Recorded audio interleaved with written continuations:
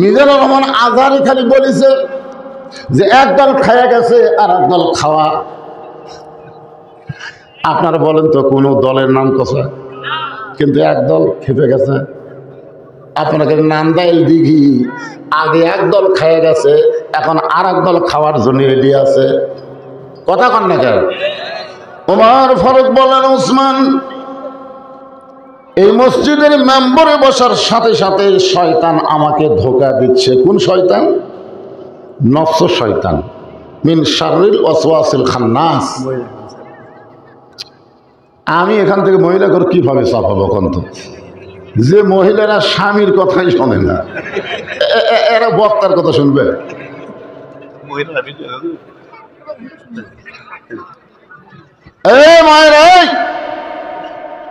মানে আপনাদের তো আলু তোলা কাম, আলু ট্রাকে তোলার কাম, বহু কাজ আপনাদের আছে। এই জন্য পুরুষ মানুষ কম হয়েছে, কিন্তু মহিলারা খুব বেশি। ওরা আটতেইছে না, মানে ওদের কোনো কামই নাই। কিন্তু বুঝলেন, আপনাদের প্যান্ডেল আবার এত বড়, ওরে বাবা রে! আমি প্যান্ডেলের মধ্যে ঢুকে চিন্তা করলাম, এই প্যান্ডেলের মানুষ ভরবি। এরা খাইয়া কাম পাইনি, এত বড় প্যান্ডেল করছে। দিনের বেলা ভরবে, কিন্তু কখন ভরবে? তখন আমার সময় শেষ। দিনের বেলাতে ভরবে না তা না, কয়েকদিনে পুরো মাহফিল করলাম, পরে আর দাঁড়ানোরও জায়গা নেই। কিন্তু আসতেছে তো, দেখছেন না, ঢিলে ঢিলে আসতেছে সব। আমার মায়েরা একটু জবান বন্ধ করেন, জমে জমে বসেন। ওয়াজ শুনতে এসে আপনাদের মুখের জবান যদি পরপর শুনতে পায়, ওয়াজ শুনে কোনো লাভ নেই। এই জন্য এই মেয়েদের কথা হলো পর্দা। মেয়েরা একেবারে চুপ করে জমে জমে বসে। ওমর ফারুক বলেন, ওসমান এই মেম্বরে বসে আমার নফস আমাকে বলতেছে আমি অর্ধ পৃথিবীর খলিফা। তো ওসমান করে বলতেছে, ঠিকই তো কইছে, আপনি তো অর্ধ পৃথিবীরই খলিফা। ওমর ফারুক বললেন, আমার নফস শুধু আমাকে বর্তমান দেখাচ্ছে। বর্তমানে আমি অর্ধ পৃথিবীর খলিফা, কিন্তু আমার অতীতের খবর কি, আমার ভবিষ্যতের অবস্থা কি? হাসিনা যতদিন ক্ষমতার চেয়ারে ছিল ততদিন কিন্তু অতীত আর ভবিষ্যৎ খেয়াল করেনি। জোরে কোন কথা ঠিক কিনা? সবসময় চেয়ার পাইয়া কয় কি হনু রে। আপনারা বলেন তো, এই যে ভবিষ্যতের খেয়াল যদি হাসিনা করতো, তাহলে আজকে ভারতে পলান লাগতো না। জোরে কোন কথা ঠিক কিনা? কিন্তু খেয়াল করেনি তো। মনে করতেছে 30 মানে আপনার 41 সালের আগে আমার নাম হয় কি। আমরা যারা এখানে বসেছি একটু মনোযোগ দিয়ে শুনবো। আমাদের সকলের ভবিষ্যৎ আছে না নাই? ভবিষ্যৎ কি? 4 তলা বাড়ি। ভবিষ্যৎ হল অন্ধকার কবর। ওসমান গনি বললেন, ইয়া আমিরুল মুমিনিন, আপনার অতীতের খবর কি? ওমর ফারুক বললেন, অতীতে আমি খালার বাড়িতে রাখালি করতাম। আজকে যে অর্ধ পৃথিবীর খলিফা আমি ওমর, আমি অতীতে আমার খালার বাড়িতে রাখালি করতাম, ছাগল চড়াতাম। সন্ধ্যার সময় যখন ফেরত আসতাম, খালা আমার কান ধরে বলতো, ওমর কয়টা ছাগল নিয়ে গেলে আর কয়টা ফেরত আনলে? আমি ছাগল গুনে দিকে 2-3টা কম। আমি আবার দৌড় দিয়ে ওই ছাগলগুলো খুঁজে খুঁজে কুড়ে এনে যখন খালারে জমা দিতাম, খালা আমার মাথার চুল টেনে বলতো, ওমর যেই ভুল আজকে করেছো, এই ভুল যদি আগামীকাল করো, তোমার রাখালি চাকরি ক্যান্সেল। আমি তখন খালার পা ধরে বলতাম, খালা আমার রাখালির চাকরি ক্যান্সেল করে দিলে আমি থাকবো কোথায়, খাবো কি? একদিন যে ওমর রাখালির চাকরি রক্ষা করার জন্য খালার পা ধরে কেঁদেছে, আজকে সেই ওমর অর্ধ পৃথিবীর খলিফা। এটা ওমরের যোগ্যতায় নয়, এটা কেবলমাত্র আল্লাহর কোরআনের ওসিলা। এখন বাংলাদেশের জনগণ বলেন, আল্লাহর এই কোরআনের ক্ষমতা আছে না নাই? কিন্তু আমাদের দেশে আছে। মরে গেলে কোরআন খতম দিয়ে জান্নাতে থুই আসো, সারা জীবন কোরআনের বিরুদ্ধাচরণ করছে, কোরআনের মাহফিল করতে অনুমতি দেয়নি, ওই শয়তান মরে গেছে। আর আমরা গুটি কয় হুতুর যায় কোরআন খতমতে দোয়া করতেছি রব্বানা যালামনা। আল্লাহ কয় যতই দোয়া কর কবুল হবে না। কোরআন মরা মানুষের জন্য নয়, কোরআন হলো হেদায়েতের জন্য জীবিত মানুষ। জোরে কোন কথা ঠিক কি না? আজকে জীবিত মানুষ কোরআন থেকে হেদায়েত না নিয়ে মরার পরে কোরআন দিয়ে জান্নাতে যাবে, এতই সোজা। আজকে আমাদের যুবকদেরকে ভালো করতে গেলে স্বয়ং জিবরাইল এসে যদি এখানে ওয়াজ করে, তারপরও আমাদের যুবক ভালো হবে না, যুবতী ভালো হবে না। কারণ ওয়াজ দিয়ে ভালো হয় না, এটা নবী মক্কার 13 বছর জিন্দেগিতে বুঝেছেন যে ওয়াজ দিয়ে মানুষকে ভালো করা যাবে না। ভালো করতে গেলে হিজরত করে মদিনা, সেখান থেকে শুধু ওয়াজ না, ওয়াজের সাথে আমাদের বাংলাদেশে এখানে ওয়াজ চলতেছে। অতি সাহেব আমারে বলে গেল, হুজুর এই যে যুব শক্তি অপশক্তিতে রূপান্তরিত হয়েছে, এর উপর একটু ওয়াজ করবেন। আল্লাহর কোরআন কেমন, এই কোরআনটা দেখতে কেমন, এই কোরআনটা যখন আমাদের বাংলাদেশ চলবে তখন বাংলাদেশটা কেমন হবে আমরা কি দেখবার পাইছি? তাই হযরত ওমর যখন অর্ধ পৃথিবীর খলিফা হয়ে গেলেন, আল্লাহর এই কোরআনকে দেখার জন্যে ছদ্মবেশে মদিনার অলি গলি ঘোরা শুরু করলেন। হঠাৎ হযরত ওমর দেখতে পেলেন বিস্তীর্ণ মরুভূমির মধ্যে একজন রাখাল উট আর দুম্বা চড়ায়। হযরত ওমর রাখালের কাছে গিয়া সালাম দিয়ে বললেন, রাখাল ভাই, আমার পেটে ক্ষুধা লাগছে, আমি উটের 1 পেয়ালা দুধ চাই। রাখাল মুচকি মুচকি হাসে। ওমর ফারুক বললেন, রাখাল, আমি তোমাকে সালাম দিলাম, উটের দুধ চাইলাম, তুমি কোনো উত্তর না দিয়ে মুচকি মুচকি হাসো। রাখাল বলে, পথিক, তোমার সালামের উত্তর দিব না, তোমাকে উটের দুধও দিবার পারবো না, আগে জানতে হবে তোমার পরিচয়। আমার সামনে যারা বসে আছেন আপনারা বলেন তো আমাদের পরিচয় কি?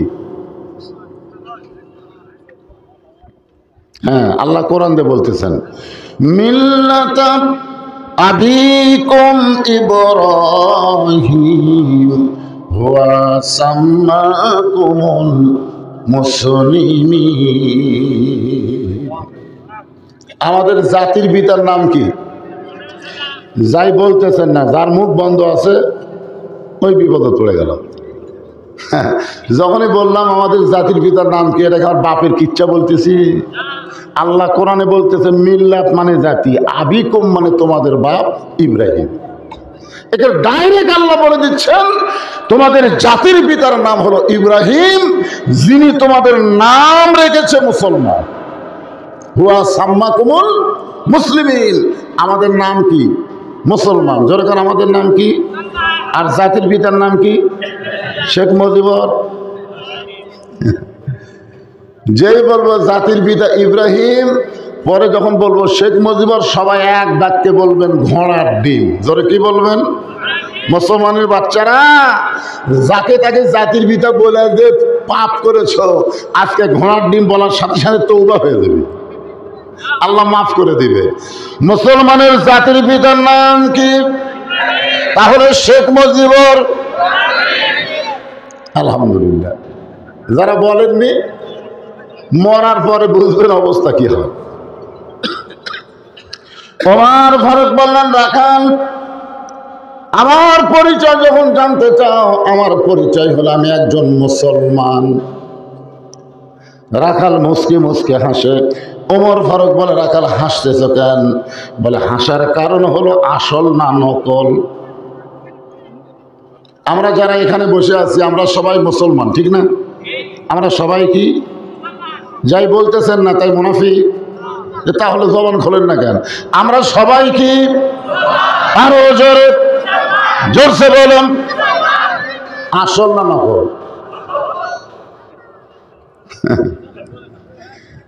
আসল মুসলমান যারা এখানে বসে আছেন তারা জোহরের নামাজ পড়ছেন, আর যারা ভেজাল আপনার বলেন তো, যারা নামাজ না পড়ে মুসলমান দাবি করতেছে, আপনার মুখের কথা কাম হবে? রাসূল বলেছে লা সালাতা লা দীনা, যার নামাজ নাই তার ধর্মই নেই। আর আমাদের যুব শক্তিকে ভালো করতে গেলে কোন ওয়াজ দিয়ে ভালো হবে না, ওদেরকে জোর করে হলো নামাজ ধরার লাগবে। জোরে করে কথা ঠিক কি না? একমাত্র নামাজই পারে।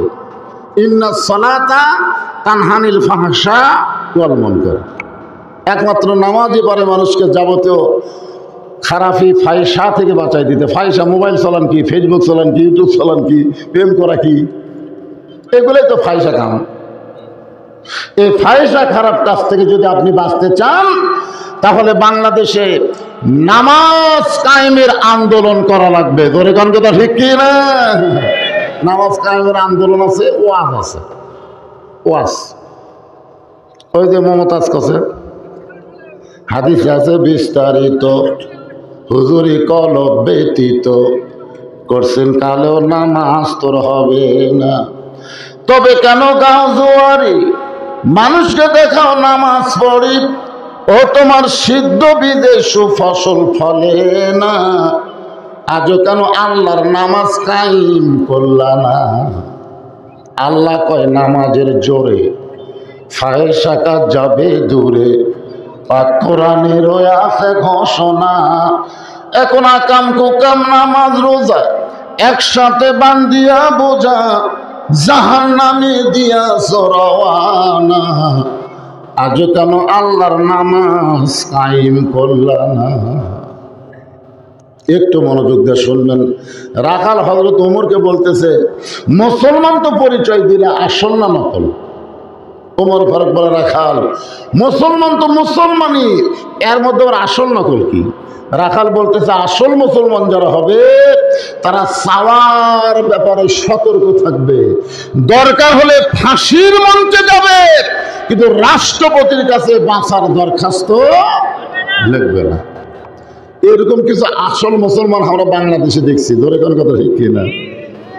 উকিল বলতেছে, আপনার তো ফাঁসির রায় হয়ে গেছে, যে কোনো সময় ফাঁসি কার্যকর হবে, যদি আপনি বাঁচবার চান রাষ্ট্রপতির কাছে একটা দরখাস্ত লেখেন, রাষ্ট্রপতি দয়া করে যদি আপনার ফাঁসির দণ্ড মওকুফ করে দেয়, তাহলে আপনার আর ফাঁসি হচ্ছে না। আসামি মুচকি মুচকি হাসতেছে। উকিল বলে, হাসেন কেন? বলে, হাসার কারণ হলো তুমি যার কাছে আমাকে দরখাস্ত লিখবার বলতেছো, এরকম 3টা রাষ্ট্রপতি ক্ষমতা থাকা অবস্থায় মারা গেছে। একটা হলো বঙ্গবন্ধু শেখ মুজিবুর রহমান, একটা হলো জিয়াউর রহমান, একটা হলো জিল্লুর রহমান। এই 3টাই কিন্তু রহমান। জোরে কোন ঠিক কিনা? দেখেন নামের কি মিল, বঙ্গবন্ধু শেখ মুজিবুর, জিয়াউর, জিল্লুর। তো যারা ক্ষমতা থাকতে নিজেরাই মরে যায়, তাদের কাছে কোনো ইমানদার জীবন ভিক্ষা চায় না। এরাই হলো আসল মুসলমান। জোরে কোন কথা ঠিক কিনা? আসল মুসলমান কোনোদিনও বলতে পারবে না আমার দয়াল বাবার দরবারেতে কেউ ফিরে না খালি হাতে। আসল মুসলমান এরকম বলতে পারবে? আসল মুসলমান কি বলবে? আমার দয়ার আল্লাহর দরবারেতে কেউ ফিরে না খালি হাতে। আল্লাহ আল্লাহ ইয়াকা নাবুদু ওয়া ইয়াকা নাস্তাইন।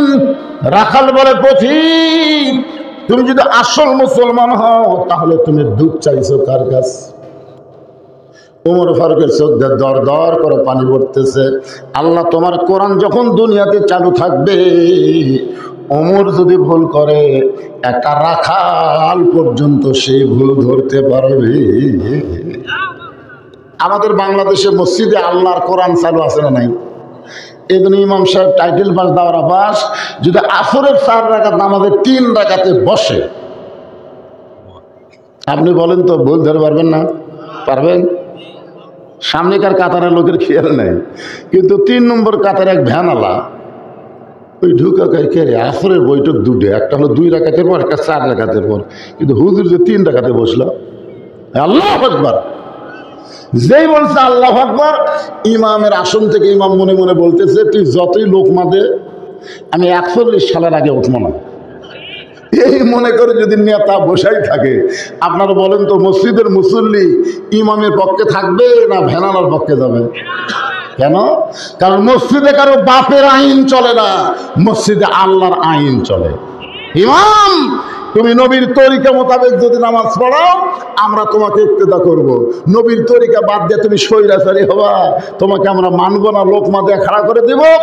লোকমা যদি গ্রহণ না করো, তোমার মতো নেতা পাল্টে নতুন করে আবার নেতা নির্বাচন করব। জোরে কোন কথা ঠিক কি না? আজকে মসজিদের মধ্যে ভালোই লোকমা মারতেছেন সমাজ। আগামী ইলেকশন আসতেছে, লোকমা দিবেন। আল্লাহর বান্দার একটু মনোযোগ দেন। ওমর ফারুকের চোখ দিয়ে দর দর করে পানি পড়তেছে। ওমর ফারুক বলে, রাখাল ভাই, চাওয়ার ব্যাপারে আমার ভুল হয়ে গেছে। রাখাল বলতেছে, ভুলটা যখন স্বীকার করছো তাহলে তওবা করার সুযোগ আছে। আমি আওয়ামী লীগ ভাইদেরকে বলবো, তোমাকে নেত্রী বলে গেছে, তোমাকে উপজেলা চেয়ারম্যান পল আছে, তোমাকে এমপি পল আছে, খামাখা আর আওয়ামী লীগ থাকো না। তোমরা তওবা করে ফিরে আসো। জোরে কোন কথা ঠিক কি না? কি কন, তওবা আছে না নাই? তওবা মানে কি? ফিরে আসা। চলতে পথে 2 দিন থামিলাম, যাবার কালে একজন আরো দেখা না পাইলাম। আপনারা বলেন তো, হাসিনা যখন পলাছিল ওই সময় ভিডিও দেখছেন আপনারা? হাসিনার সামনে সামনে ওর বোন রেহানা পিছনে পিছনে, 2 জন যখন যাচ্ছে, আয় হায়, হাসিনা খালি এরকম তাকাচ্ছে, তাকে দেখতেছে, একটা সামসেও নেই। হাসিনা সেদিন বুঝিছে ভাই। আল্লাহর বান্দার একটু মনোযোগ দেন। রাখাল বলে, পথিক, ভুলটা যখন স্বীকার করছো তাহলে তওবা করো। ওমর ফারুক বলে, আমি তওবা করতেছি। রাখাল বলে, তুমি মূর্খ মানুষ, তুমি তওবা কেমনি করবা? ওমর ফারুক বলে, রাখাল, আমার মধ্যে মূর্খামির কি দেখলাম? রাখাল বলতে যে চাওয়ার ব্যাপারে যে সতর্ক হয় না, সে দুনিয়ার সবচাইতে বড় মূর্খ। সে যদি ডক্টর কামালও হয় আর চাওয়ার ব্যাপারে যদি সতর্ক না হয়, তার শিক্ষার কোনো যোগ্যতা নাই। আজকে বাংলাদেশে অনেক নেতারা বলতেছে, এদের বিএনপির যাই মহাসচিব, সে বলতেছে ইসলামে কোনো রাজনীতি নাই, ইসলামে বলে কোনো রাজনীতি নাই। পাগলা কয় কি? আপনারা বলেন, একটা হাঁসের মধ্যে যদি রাজহাঁস থাকে, একটা রাস্তার মধ্যে যদি রাজপথ থাকে, তাহলে একটা নীতির মধ্যে অবশ্য রাজনীতি আছে। আপনারা বলেন তো, মানুষের নীতি ভালো না আল্লাহর নীতি ভালো? আল্লাহ হচ্ছে রাজা, মানুষ হচ্ছে ফকির। আপনি বলতে পারেন ইসলামে কোনো ফকরা নীতি নাই, ইসলামের রাজনীতি, আল্লাহর নীতি আছে। ধরে কোন কথা ঠিক না? আল্লাহর নীতি হলো রাজনীতি, আর মানুষের নীতি হলো ফকরা নীতি। তুমি যত বড় শিক্ষিত হও, কথা বলার সময় যদি খেয়াল না করো, তোমার মতন মূর্খ দুনিয়া তার কেউ নাই। ধরে কোন কথা ঠিক কথা বলে? একটু মনোযোগ দিয়ে শুনবেন। মিজানুর রহমান আজহারি খালি বলেছে যে একদল খায়া গেছে আর একদল খাওয়া। আপনারা বলেন তো, কোন দলের নাম কথা, কিন্তু একদল খেপে গেছে। আপনাকে নান্দাইল দিঘি, আগে একদল খায়া গেছে, এখন আর একদল খাওয়ার জন্য রেডি আছে। কথা কন না কেন? আল্লাহর বান্দার একটু মনোযোগ দিয়ে শুনবেন। ওমর ফারুক চোখের পানি বের করে বলতেছে, রাখাল ভাই, আসলে চাওয়ার ব্যাপার আমি ভুল করেছি, তাহলে তুমি আমাকে তওবা পড়াও। এবার রাখাল হযরত উমরকে তওবা পড়াচ্ছেন। যারা জোহরের নামাজ বাদ দেওয়া শুনতেছেন, আসর পর্যন্ত বাঁচার কোনো গ্যারান্টি, তাহলে সকলে আমার সঙ্গে তওবা পড়েন। পড়েন, সবাই পড়েন। আস্তাগফিরুল্লাহ রাব্বি মিন কুল্লি যামবি ওয়া তুবু ইলাইহি। ওমর ফারুক তওবা পড়ার পরে বলতেছে, ও রাখাল ভাই, আল্লাহর হস্তে ওটের 1 পেয়ালা দুধ দাও। রাখাল মুচকি মুচকি হাসে। ওমর ফারুক বলে রাখাল আবার হাসতেছো কেন? বলে হাসার কারণ হলো তওবা করার পরে তুমি আবার মুনাফিকি করলে। যেই বলছে তওবা করার পরে তুমি আবার মুনাফিকি করলে, ওমর ফারুকের চেহারা রক্তের মতো লাল হয়ে গেছে। রাখাল মুখ সামাল করে কথা বলো, কারণ কাফেররা থাকবে জাহান্নামের উপরে আর মুনাফিক থাকবে জাহান্নামের তলে। আপনারা বলেন তো কাফের থাকবে জাহান্নামের কোথায় আর মুনাফিক? এই মুনাফিকের আবাদ হয় কার ভিতর? কাফেরের মধ্যে কোনো মুনাফিক নাই, ইহুদের মধ্যে কোনো মুনাফিক নাই, হিন্দু বৌদ্ধ খ্রিস্টানদের মধ্যে কোনো মুনাফিক নাই। মুনাফিকের আবাদ হয় মুসলমানের ভিতরে। আমাদের মধ্যে অধিকাংশ মুসলমানই মুনাফিকি চরিত্র নিয়ে আসে, যার কারণে রাখাল বলতে পথিক তওবা করার পরে তুমি আবার মুনাফিকি করলে। ওমর ফারুক বলে রাখাল আমার মধ্যে মুনাফিকের কি দেখলা? রাখাল বলতেছে লিমা তাকুলু মা লা তাফআলুন, তোমার মুখের সাথে অন্তরের মিল নাই। তুমি সত্যি করে বলো তো আমি কোটের মালিক? বলো, আমি যদি উটেরই মালিক হতাম তুমি আমাকে রাখাল বললা কেন? আর যখন আমাকে রাখাল বলেছ তখন তোমার মন বলতেছে আমি উটের মালিক না, আর মালিক বাদ্দা রাখালের কাছে চাইলেও রাখাল দিবার পারবে? মালিক বাদ্দা রাখালের কাছে কেউ যদি আল্লাহর রাস্তায় চায় রাখাল দিবার পারবে? মনে করেন আমি একটা রাখাল, টেস্ট থেকে কেবল নামছি, ইতিমধ্যে একজন লোক দৌড়ে এসে কয় হুজুর 100 টাকা হাতত দিয়ে দোয়া করে। কি দোয়া? বলে আমার বইয়ের পেটে বাচ্চা আছে, আল্লাহ যেন একটা পুত্র দেয়। আমি পকেট থেকে 200 টাকা বের করে দিলাম। তো হুজুর আমি তো দোয়া চাইছি টাকা না। আরে পাগলা তুই তো জানিস না আমি 3 মেয়ের বাপ, আমার দোয়া দিয়ে যদি পুত্র হইতো তাহলে আমার বইয়ের পেটে তো আল্লাহ আগে একটা দিত। তো আমার বইয়ের পেটে আমার দোয়া দিয়ে যদি বেটা না হয় তা তোর বইয়ের পেটে হবি? তখন কয় হুজুর তাহলে আপনি টাকা আপনি নেন, আমার নামাজ দেন। ওরে যেই টাকা দিছি মারতেছে দৌড়। আমি কোথায় যাবি? বলে ওই হুজুরের কাছে যাবো, তার বেটা ছাওয়াল আছে। আমি বললাম কোনো হুজুরের কাছে না, কোনো পীরের কাছে না, কোনো বাবার কাছে না, পালাও যদি চাও মালিকের কাছে চাও। কার কাছে? রাখাল বলে পথিক এখান থেকে 10 মাইল দূরে হলো মালিকের বাড়ি। ওই মালিকের বাড়ির দরজা দিয়ে বলো মালিক তোমার রাখাল উট আর দুম্বা চড়ায়, তুমি মালিক যদি হুকুম দাও তাহলে রাখাল আল্লাহর হস্তে উটের 1 পেয়ালা দুধ দিবে। ওমর ফারুক বলে রাখাল ভাই অত দূর কষ্ট করে মালিকের বাড়ি যাওয়ার দরকার নাই, বরং তোমাকে 2টা টাকা দিলাম, এই 2টা টাকার বিনিময়ে তুমি ওটের 1 পেয়ালা দুধ দাও। রাখাল মুসকে মুসকে হাসে। ওমর ফারুক বলে রাখাল হাসার কারণ কি? বলে হাসার কারণ হলো তুমি কি হযরত ওমরকে চিনো? সাল্লাল্লাহু আলাইহি ওয়াসাল্লাম। রাখাল হযরত ওমরকে বলতেছে তুমি কি হযরত ওমরকে চিনো? যে ওমর আল্লাহর আইন দিয়ে রাষ্ট্র চালায়, আল্লাহর কোরআন দিয়ে রাষ্ট্র চালায়, সেই উমরের গুপ্ত বাহিনী যদি দূর থেকে দেখবার পায় তুমি আমার 2 টাকা ঘুষ দিছ, আর আমি মালিক বাদ্দা তোমাকে ওটের 1 পেয়ালা দুধ দিলাম, তাহলে তোমাকেও ধরবে আমাকেও ধরবে। এই বুড়া বয়সে কি তুমি ধরা পড়বার চাও? উমর ফারুক বলেন রাখাল ভাই তাহলে চলো আমরা পাহাড়ের গুহার মধ্যে যাই, ওই গুহার মধ্যে গিয়া তোমাকে গোপনে 2টা টাকা দিব, তুমি গোপনে উটের 1 পেয়ালা দুধ দিবে, তাহলে তোমার মালিকও জানতে পারবে না, উমরের গুপ্ত বাহিনীও ধরতে পারবে না। রাখাল চিল্লায় বলে তুমি ভণ্ড, তুমি ভণ্ড, তুমি ভণ্ড। উমর ফারুক বলে রাখাল আমার মধ্যে ভণ্ডামির কি দেখলে?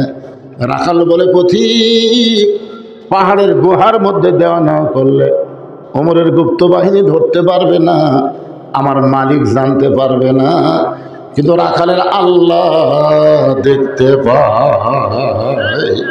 লিল্লাহে তাকবীর।